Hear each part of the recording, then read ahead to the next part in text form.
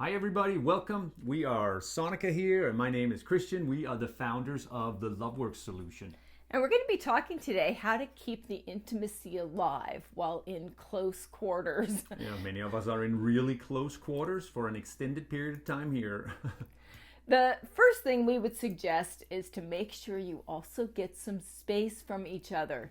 All relationships need to breathe, right? So we need time together and we need time apart, and we need time together and we need time apart. And these days we might be getting a little too much time together for some of us. And that can kill intimacy as much as anything.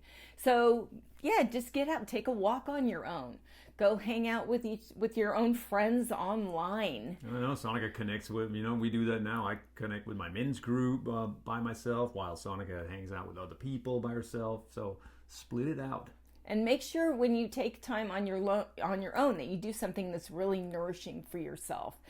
Don't just go scrolling through Instagram and Facebook, which doesn't particularly nourish your heart, soul, and body, right? Yeah. So do something, paint, go play music, Take a bath, hang out in nature, do a workout on your own, whatever your fancy is, but something that leaves you feeling rejuvenated, relaxed, and better about yourself. Yeah, and really, so you're fueled up and feeling good about yourself. So when you get together with your partner, you're bringing the best of yourself. I know. We always say, actually, Sonica came up with this just to make sure you have more than one fueling station in your relationship. So I don't put all of my social and relational and physical needs on her to fulfill, because that's a lot of pressure to put on one person. Another thing you can do, believe it or not, to increase intimacy in your relationship when you're in close quarters is to make sure you're growing and you're learning and you're expanding and you're stepping outside your comfort zone. You're taking risks. You're becoming your best self. Yeah, like learn something. It's easy for us particularly in this crisis situation to have the mindset of we just got to make it through. If we just make it through to the other side. But if we just make it through, which by the way that's a good accomplishment, it's not to poo-poo that at all, but just making it through, it creates a kind of a flat feeling in us, just hanging out. That's why when it's tempting to watch Netflix all day. So instead, to take on learning stuff, growing yourself, something that you can see afterwards, you can say, hey, here's what we or I learned. Well, and truthfully, it contributes to our intimacy as well. I'm taking a couple of classes, Christian's in a leadership program. We're learning all this new stuff with this online delivery thing that we're learning how to do now that our business can't be meeting in person. And as we are growing and expanding, we feel better about ourselves and we have stuff to share with each other about what we're learning and discovering. And that creates an up mood in our relationship, which really contributes to our connection. Yeah, so if you want to ramp that up just a little bit, you could speak out your promises or your commitments to each other. Here's what I'm committed to doing today. To stretch myself. I know. So like I said, I got a complete class number so and so in this coaching program I'm part of, and I got to read X number of chapters in this book.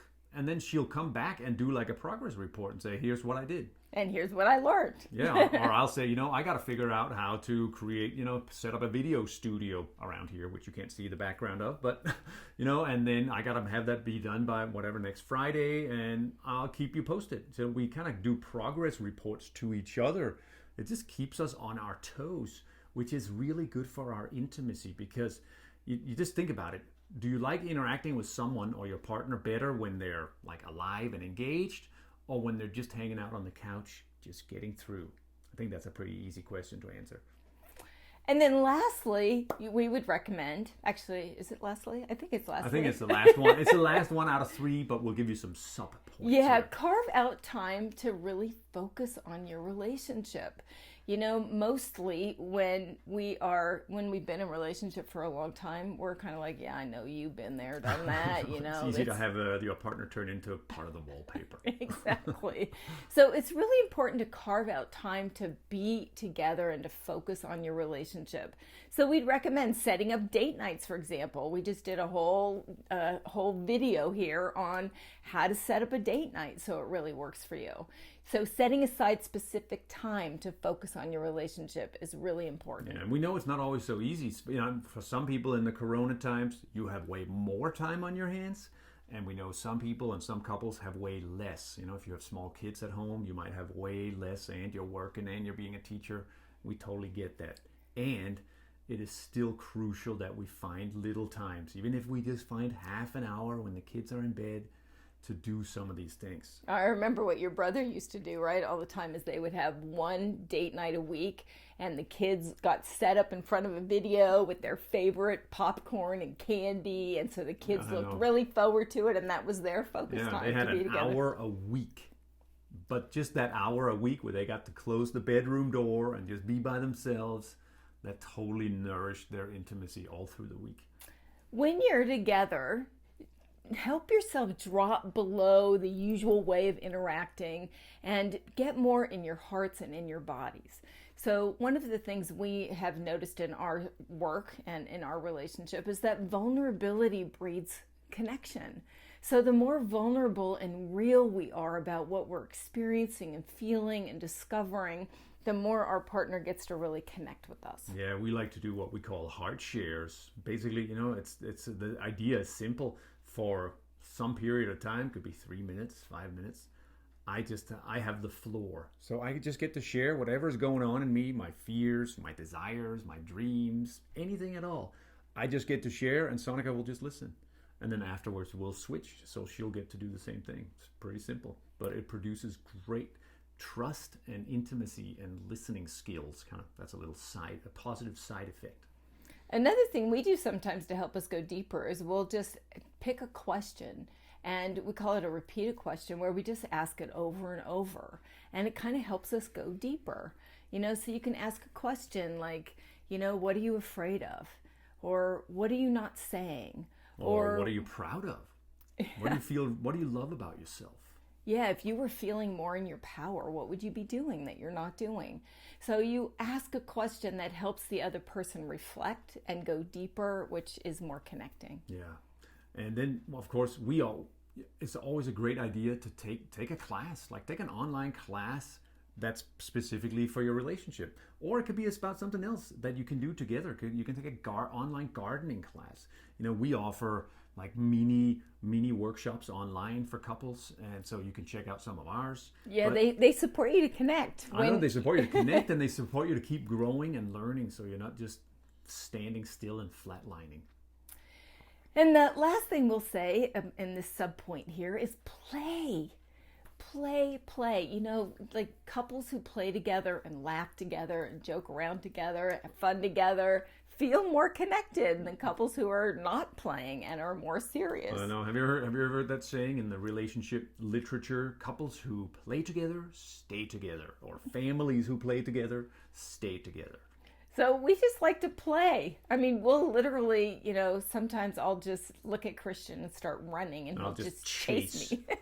We'll just chase each other. We used to have fights all the time to get chased, and we realized, oh wow, we could just get chased without having to fight. It's way funner. Over the breakfast table this morning, we were making impersonations of each other. So I'll do an impersonation of Sonika making the perfect bed, like wrinkles out. That is a really fun way we play, is making fun of ourselves also with each other. Yeah. Exaggerating things sometimes. Like we had a good laugh last night over an exaggeration that we were playing with. You just there are so many different ways to play, including like we'll just get out our little badminton set and go out and just bat around a birdie for a while. It just gets energy moving and gets us being able to interact with each other. Yeah, that'd be a good topic for a whole other video. It's just how to make your marriage fun again, how to make a relationship fun. But those were a couple of ideas, and just in order to to build your intimacy is to play. Find ways to play together and have fun and laugh. So, with all of these ideas we've given you, the most important thing is to think ahead of time about what you can do, what you want to implement out of some of these ideas that we've given you, or some that you invent here on your own, and then come up with a plan for implementing them. Usually we drift through life in our relationships, and it really does take kind of stopping, pausing, designing, deciding, and implementing for something new to take hold. So we hope you'll take some of these ideas, get creative with some of your own, and create some really sweet, loving intimacy with your partner. Yeah, let's keep our intimacy alive and growing even while we're in these close quarters. Thanks for being with us. Yeah, have fun with all that.